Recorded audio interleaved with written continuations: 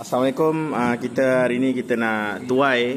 Kita tak buat video sebelum ni, tapi kita terus buat video tuai saja sebab dia cepat.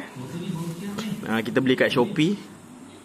Medina dan Talha, nak tolong abah untuk kita tuai cendawan ni. Ini dekat kedai RM4 RM4 lebih. Besar macam ni. Jadi kita tengok pokok dia. Alhamdulillah. Masya Allah, tabarakallah. Sangat-sangat serabut ni. Kita nak tuai dia untuk kita goreng esok, insya-Allah.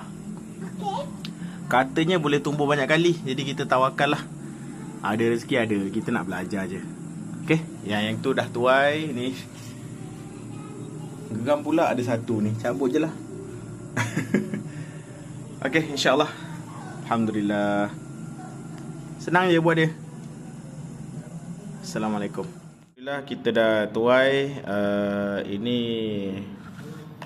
yang tadi itulah. Tak tahu nak buat apa ni, banyak sangat. Dan kita tak tahu dia tumbuh lagi ke tak dekat bongkah tu.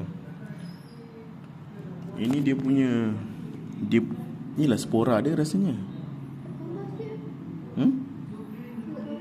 Habuk-habuk ni spora. Gambar siapa? Gambar cendawan. Gambar ni, gambar bergerak. Alhamdulillah, rezeki daripada Allah.